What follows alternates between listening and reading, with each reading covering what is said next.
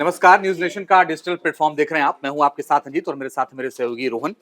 आज हम चर्चा करने वाले हैं उमर अब्दुल्ला के उस बयान को लेकर के जिसमें उन्होंने कहा कि अगर राज्य सरकार की कोई भागीदारी होती या मेरा बस चलता तो अफजल गुरु को फांसी नहीं होती।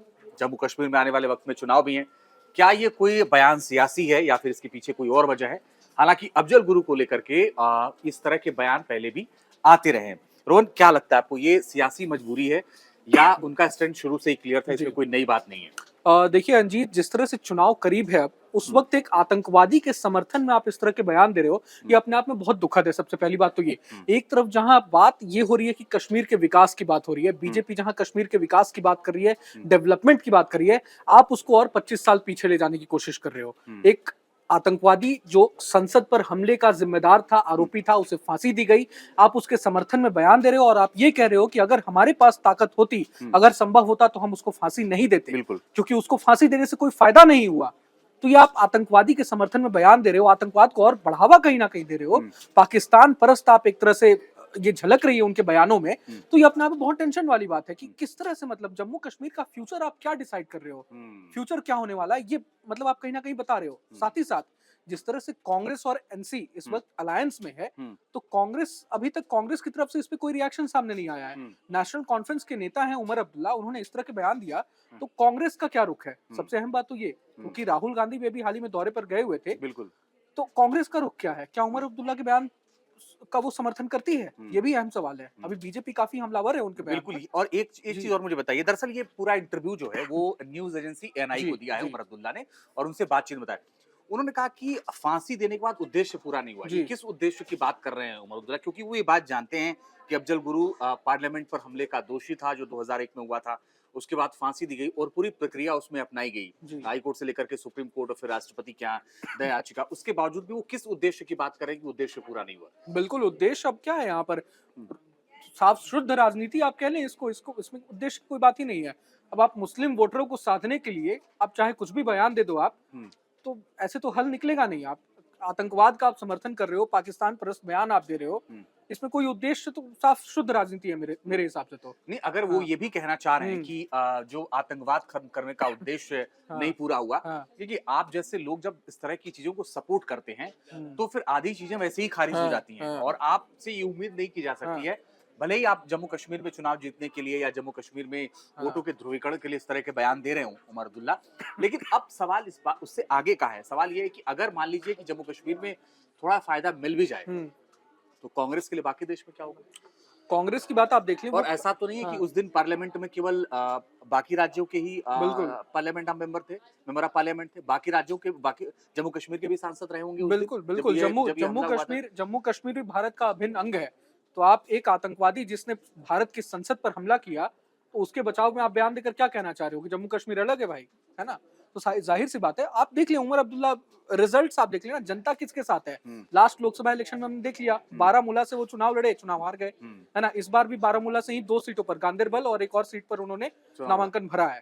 तो अब देखने वाली बात होगी कि जनता किसके किसके साइड है। हम्म, अब लोकसभा चुनाव में तो हमने देखा वोट प्रतिशत कितना ऊपर रहा था। हम्म, 5 लोकसभा सीटों पर बीजेपी ने चुनाव लड़ा, 2 में से उसे जीत प्राप्त हुई।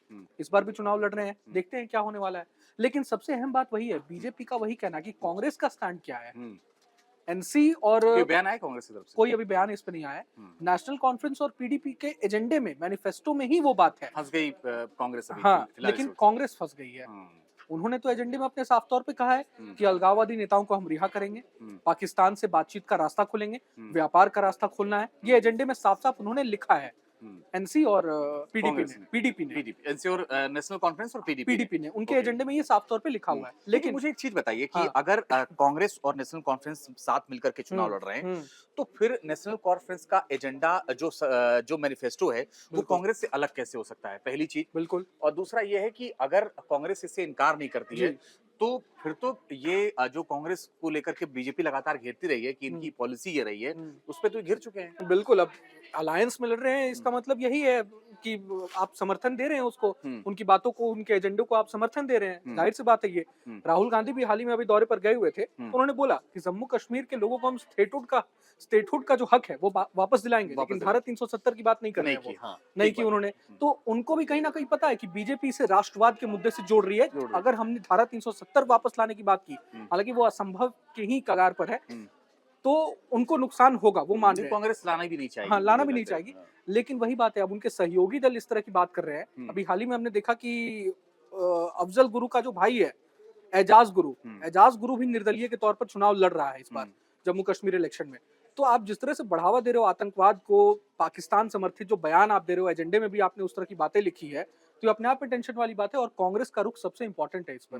रिएक्शन जरूर देना चाहिए, अभी तक आया नहीं है। कांग्रेस लेट क्यों कर रही है इतना? हाँ, लेट इसलिए भी कर रही है, आप देख लो ना, इस बार कांग्रेस ने किस तरह से अपना कद घटा लिया है।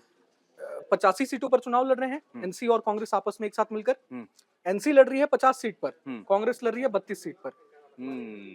तो अब राहुल मतलब बीजेपी को हराने के लिए उन्होंने अपना कद घटाने से भी परहेज नहीं किया। आप देख लो, ये जाहिर सी बात है, मतलब एजेंडा है सिर्फ बीजेपी को हराना, उसके लिए हम किसी भी हद तक जा सकते हैं। सवाल तो यही है ना। बिल्कुल है। और मुझे एक चीज और समझना है, ये तो जम्मू कश्मीर की हमने बात कर ली, पूरे देश में ओवरऑल क्या मैसेज आएगा, क्योंकि बीजेपी तो छोड़ेगी नहीं। बीजेपी तो पूरा चुनाव ही राष्ट्र के मुद्दे पर लड़ रही है, और खासकर जम्मू कश्मीर का जो चुनाव वो तो राष्ट्रवाद के ही मुद्दे पर लड़ा जा रहा है। बिल्कुल जाहिर सी बात है। तो कांग्रेस का रुख यहाँ बहुत इंपॉर्टेंट हो जा रहा है। अलगाववादी नेता जिस तरह से चुनावी मैदान में उतर रहे हैं, अभी उमर अब्दुल्ला का ही एग्जांपल आप ले लीजिए। अलगाववादी नेता जो इंजीनियर राशिद है, उनसे चुनाव हार गए, वो तो जेल में बंद है। तो चुनाव हार गए, दोबारा उसी सीट पर चुनाव लड़ने जा रहे हैं। अभी उन्होंने कहा था कि हाल ही में जब धारा 370 निरस्त हुआ था, उसके बाद उन्होंने कहा था कि मैं चुनाव नहीं लड़ूंगा जब तक स्टेटहुड का हक वापस नहीं दिया जाता। लेकिन चुनाव आते ही फिर वापस आ गए। उनको भी पता है कि रास्ता नहीं है, पॉलिटिकल स्टंट करना है, अपना राजनीतिक जीवन भी देखना है, बिल्कुल तो इस तरह से कर रहे हैं। लेकिन एक बहुत महत्वपूर्ण बात है, ऐसे वक्त में बयान आया है जब कांग्रेस के साथ नेशनल कॉन्फ्रेंस का गठबंधन है, और जैसा रोहन जिक्र कर रहे थे कि कांग्रेस ने वहां अपना कद छोटा कर लिया है, 32 सीटों पर महज चुनाव लड़ रही है, नेशनल कॉन्फ्रेंस 50 सीटों पर चुनाव लड़ रही है। तो अगर मैनिफेस्टो नेशनल कॉन्फ्रेंस का ऐसा है जो जिक्र हो रहा है, जो कि उन्होंने अपने मैनिफेस्टो में बताया है, तो सवाल ये है कि कांग्रेस उस पर क्या करेगी, क्योंकि अगर कल को गठबंधन सफल हो जाता है या इस तरह की चीजें होती हैं, तो फिर कांग्रेस खुद को अलग कैसे करे, क्योंकि अभी तो कांग्रेस के पास मौका है कि कांग्रेस खुद को रोक ले, कांग्रेस उनको समझा ले, कांग्रेस इस पर बात कर ले। एक बार अगर चीजें बदल गई, फिर कांग्रेस रोकेगी कैसे खुद को? बिल्कुल रंजीत, एक लिमिट, आपको एक बॉर्डर लाइन, वो तो आपको रेखा तय करना पड़ेगा कि हाँ, इस लिमिट से आगे हमें नहीं जाना है। वो अभी कांग्रेस को वो रोकना पड़ेगा। आप बीजेपी का जो मैनिफेस्टो है, बीजेपी का जो संकल्प पत्र अमित शाह ने कल जारी किया, उसमें आप मुख्य बातें देख लीजिए। बीजेपी विकास की बात कर रही है, सरकारी नौकरियों में अग्निवीरों को 20%, जम्मू कश्मीर की सरकारी नौकरियों में कोटा देने का वादा किया है। आईटी हब बनाने का जिक्र किया, जम्मू कश्मीर में मेट्रो लाने का जिक्र किया। उन्होंने साफ साफ कहा, जब तक शांति बहाल पूरी तरह से नहीं होगी, तब तक पाकिस्तान से कोई बातचीत नहीं करेंगे। इसके अलावा 5 लाख नौकरी देने का जिक्र कर रहे हैं। जम्मू कश्मीर के युवाओं को पूरे देश भर में नौकरियां दी जाएगी। तो एक तरफ जहां बीजेपी, ऐसा नहीं है कि हम समर्थन कर रहे हैं, बीजेपी एक तरफ जहां विकास की बात कर रही है, तो आप कहां 25 साल पीछे आप ले जाने की बात कर रहे हो। फिर से वही आतंकवाद, फिर से वही पत्थरबाजी। इसका अर्थ यही निकलता है कि आप फिर से वही पत्थरबाजी करवाना चाह रहे हो, सेना पर पत्थर डलवाओगे आप, पाकिस्तान समर्थित। पाकिस्तान से बातचीत करने का मतलब क्या हो गया? क्यों बातचीत करें हम? विकास चाहती है ना जम्मू कश्मीर की जनता। धारा 370 जब निरस्त किया गया, उसके बाद से हमने देखा है, 2024 आप छोड़ दीजिए, लेकिन उसके पहले बीते 4-5 साल आप देख ले, आतंकवाद पर जिस तरह से एकदम फुल स्टॉप लग गया। 24 में हालांकि आतंकवाद फिर से आतंकवादी हमले बढ़े। पिछले दिनों हमें इससे इनकार नहीं करना चाहिए कि पिछले दिनों एक के बाद एक कई सारे बढ़े, नाकाम साबित हुई है कहीं ना कहीं एजेंसी और सिक्योरिटी भी। लेकिन जिस तरह से आतंकवाद पर एक फुल स्टॉप लगने का काम हुआ, वो अपने आप में तारीफ के काबिल है। बट आप फिर से वही बयानबाजी आप कर रहे हो, और अभी भी ऑपरेशन ऑल आउट जारी है। बिल्कुल, हर दिन वहां पर सुरक्षा एजेंसियां जो हैं वो कार्रवाई कर रही हैं और आगे भी करती रहेंगी जब तक वहां से पूरी तरह से आतंकवाद खत्म नहीं हो जाता। और यही संकल्प भी है कि घाटी से आतंकवाद को खत्म करना है। लेकिन उमर अब्दुल्ला ने जो बयान दिया है, ये क्या उन लोगों का भी अपमान है जो उसमें शहीद हुए पार्लियामेंट अटैक के दौरान? बहुत सारे जवान शहीद हुए जो सुरक्षा में थे। ये उनका अपमान है और आने वाले वक्त में इसका भी एक तरीके से रिएक्शन देखने को मिलेगा। बिल्कुल, अपने आप में देखने को मिलेगा। और सिर्फ इसका नुकसान ज्यादा होगा कांग्रेस को। नेशनल कॉन्फ्रेंस तो सिमट चुकी है वहीं जम्मू कश्मीर में तक। हाँ, लेकिन कांग्रेस को तो अपने पर और फैलाने हैं अभी, है ना। 2019 में 2024 के इलेक्शन में इतनी जो सीटें मिली हैं, और अभी आगामी चुनाव, अभी महाराष्ट्र, झारखंड, अभी तमाम राज्य बाकी हैं, हरियाणा भी बाकी है। तो राष्ट्रवाद का मुद्दा जो एक जम्मू कश्मीर में उठा रही है बीजेपी, इसका नुकसान कांग्रेस को होगा। नेशनल कॉन्फ्रेंस उमर अब्दुल्ला के बयान का जो डेंट झेलना पड़ेगा वो कांग्रेस को होगा, अगर उसने सही समय पर। और बहुत इंपॉर्टेंट हाँ, बात आप कह रहे हैं रोहन, हाँ, कि क्योंकि पूरे देश में कांग्रेस को चुनाव लड़ना है बिल्कुल और देश तो राष्ट्रवाद से ही चलता है, बिल्कुल देश राष्ट्रवाद से बिल्कुल चल रहा है और बीजेपी का ये बड़ा अहम मुद्दा भी है। तो अगर कांग्रेस इसको सही मतलब ठीक से डील नहीं करती है, इसके बयान क्या आते हैं ये देखने वाली बात होगी। बिल्कुल। तो क्या कांग्रेस की चिंता है इसलिए लेट हो रहा है बयान में कि ये शायद समझ में नहीं आ रहा कि क्या करें कैसे करें? अभी तक तो कोई रिएक्शन नहीं आया है अंजीत, लेकिन मुझे लगता है जरूर कांग्रेस की तरफ से कोई रिएक्शन आएगा। नहीं, आ जाता है, आ बड़ी जाता घटनाओं है, पर आ जाता है, अभी तक लेकिन तो नहीं, अभी आया, तक तो क्यों नहीं आया आया है। जाहिर है जम्मू कश्मीर चुनाव में जीत तलाश रही है कांग्रेस, हो सकता है, अब देखना बाकी होगा। उमर अब्दुल्ला सीनियर नेता है एनसी के, हम्म।